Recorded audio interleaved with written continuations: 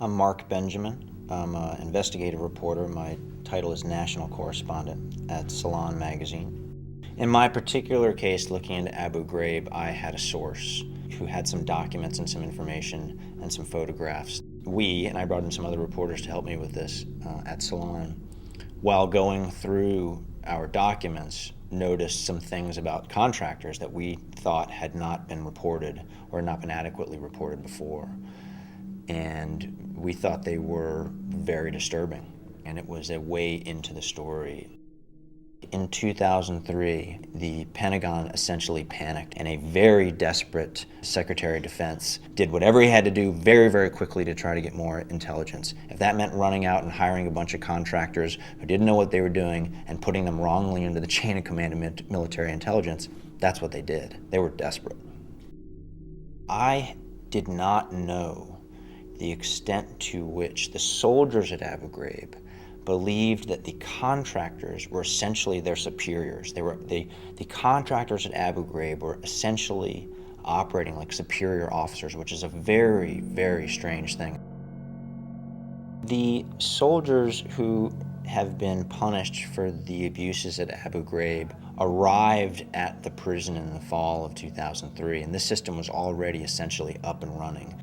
Military intelligence was running the show, and the contractors were working as military intelligence.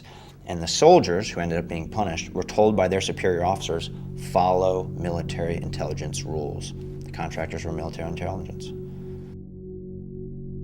The soldiers believed that these contractors were directing them to do some really nasty stuff to people. My question is in regards to private military contractors.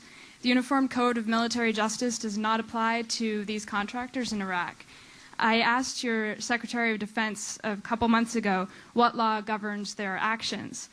Mr. I was going to ask him. Go ahead.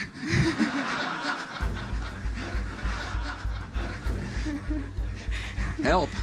There's supposed to be, under the Uniform Code of Military Justice, a clear line of accountability for your actions when you're operating in uniform, or if you're an officer, you're responsible for the actions of those under you. When you're a contractor, it's not so clear.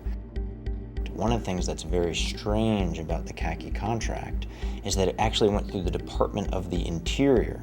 That seems to have had the effect of making it more complicated to prosecute these people. I have reproduced an excerpt from the job posting as it was reprinted in the Washington Post on May 10th on the poster here behind me. And let me read it for you. It says, under minimal supervision will assist, and goes on. Key words, under minimal supervision. And what we have is 400 pages of interviews with Army investigators where both the alleged ringleaders of abuse at Abu-Ghraib talk at length about being directed or ordered by military intelligence people who in this case were civilian contractors to do some really tough abuse against detainees.